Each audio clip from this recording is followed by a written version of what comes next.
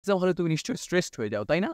কিন্তু এই স্ট্রেসকে কিভাবে মোকাবেলা করে তুমি সেই স্ট্রেস নিয়েই অনেক ভালো একটা বেস্ট এক্সাম দেওয়া যায়। যে এক্সামটা দিয়ে তুমি সবচেয়ে বেশি আউটপুট পাবা, তার জন্য হচ্ছে একটা স্ট্র্যাটেজি তোমার সাথে শেয়ার করছি। তো সেই স্ট্র্যাটেজিটা হচ্ছে যে তুমি যখন একটা এক্সাম দিচ্ছ, তোমার সাপোজ তুমি একটা এমসিকিউ এক্সাম দিচ্ছ, এইচএসসি বোর্ড পরীক্ষা। এইচএসসি বোর্ড পরীক্ষা তোমার 30টা এমসিকিউ আছে।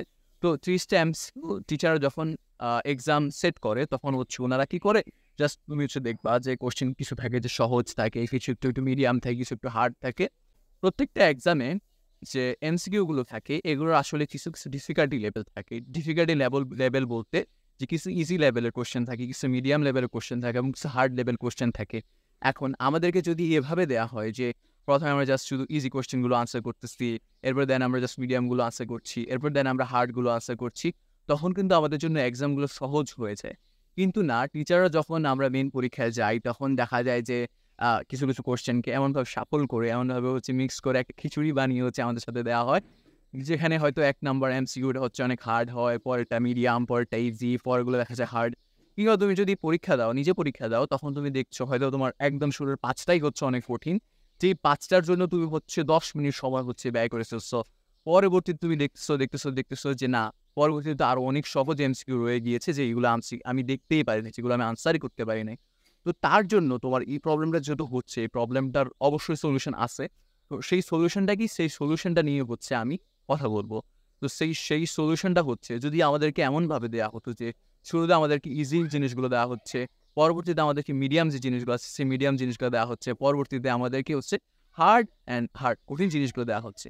তো আমরা জাস্ট ওইভাবে, যেহেতু আমাদেরকে হার্ড ভাবে দিচ্ছে না, আমাদেরকে একদম খিচুড়ি আকার বানিয়ে দিচ্ছে। তো আমরা কি করব, জাস্ট সেটাকে হচ্ছে গিয়ে আমরা আমাদের মতো হচ্ছে অর্ডার করে ইজি গুলো বানিয়ে নিব, মিডিয়াম বানিয়ে নিব, এরপর ওগুলো হার্ড বানিয়ে নিব। কিভাবে?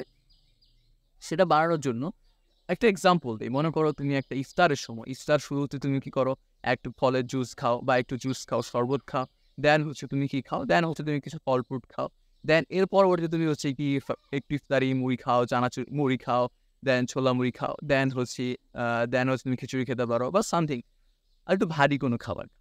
তো এভাবেই বলব, তো ইজি জিনিস ১ম এ একটু জুস খাবো, দেন ফ্রুটস খাবো, দেন হচ্ছে গিয়ে একটু ভারী খাবার খাবো। তার জন্য আমি বলব, তুমি একটা যখন ৩০ টা কোয়েশ্চেন আসে তোমার, তুমি হচ্ছে জাস্ট কোয়েশ্চেন গুলো হচ্ছে পড়বা অ্যান্ড দাগাবা। জাস্ট তোমার হচ্ছে বাম হাতে তোমার হচ্ছে কোয়েশ্চেনটা থাকলো, ডান হাতে তো ওএমআর থাকলো। অ্যান্ড দেন তুমি ১ নম্বর কোয়েশ্চেনটা দেখছো। যদি তোমার কাছে ইজি মনে হয় যে বাংলাদেশের রাজধানী কোনটি? ঢাকা, তুমি দাগায় ফেললা। বাংলাদেশের সবচেয়ে বড় শহর কোনটি? পৃথিবীর সবচেয়ে ছোট শহর কোনটি? Vatican city. বা এরকম যে কোয়েশ্চেনগুলো সহজ, একবারে তুমি হচ্ছে দেখে যেতে তুমি জাস্ট ৩০ টা কোয়েশ্চেন দেখে যাবা, অ্যান্ড ৩০ টা কোয়েশ্চেনের মধ্যে বিলিভ মি অর নট, তুমি হচ্ছে ১০ থেকে ১৫ টা কোয়েশ্চেন পাবা, যে ১০ থেকে ১৫ টা কোয়েশ্চেন অনেক ইজি। তাই আমি বলব যে ১ম স্টেপে তুমি ইজি কোয়েশ্চেনগুলো হচ্ছে দাগিয়ে ফেলো। ইজি কোয়েশ্চেনগুলো দাগিয়ে ফেলো এবং ১ম স্টেপে যেহেতু তুমি এমসিকিউ গুলো পড়ছোই, তুমি জাস্ট একটা মার্ক করে ফেলো। যেই কোয়েশ্চেনটা একটু তোমার কাছে মনে হচ্ছে মিডিয়াম, এটা একটা গোল দিয়ে এম লিখে ফেলো যে এই কোয়েশ্চেনটা একটু মিডিয়াম। যেটার জন্য আমার কাজ করা লাগবে। হয়তো আমার একটু সূত্র লেখা লাগবে, S equals to VT। আমাকে সূত্রটা লিখে ম্যাথটা করাবো, ঠিক আছে? না, আমি ওটা একটু পরে করব। আমি একটু পরে ২য় স্টেপে করব। ঠিক আছে? আমি ওটা রেখে দিলাম। এরপর একটা হার্ড অঙ্ক আছে। হার্ড অঙ্ক হতে পারে আমার একটু অনেক বড় একটা সূত্র দিয়ে আমি অঙ্কটা করতে হচ্ছে যে S equals to U plus V by 2 into T। এই সূত্র দিয়ে আমাকে ম্যাথটা করতে হচ্ছে। তো না, আচ্ছা ঠিক আছে। আমি জানি এটা হার্ড, এটা আমি পারবো, বা একটু হচ্ছে বাংলা কথার প্যাচ আছে।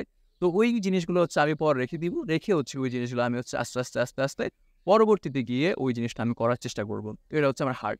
তো ১ম শুরুতে আমি ১০-১৫টা যখন ইজি দাগায় ফেলবো, সেটা দাগাতে আমার সর্বোচ্চ ৫ মিনিট লাগবে। তো ৫ মিনিটে যখন আমি ১৫টা দাগায় ফেলবো, আমার মধ্যে কনফিডেন্সটা অন্য লেভেলে চলে যাবে। তুমি এটা খেয়াল করবা, যখন তুমি জাস্ট ৩০ মিনিটের এক্সাম হতে ৫ মিনিট অলরেডি তুমি ১৫টা দাগায় ফেলছো। জাস্ট আর হচ্ছে তোমার ২৫ মিনিট আছে ১৫টা এমসিকিউর জন্য। তো তখন কতটা তুমি স্ট্রেসড, তখন কতটা তুমি রিল্যাক্সড হয়ে যাবা।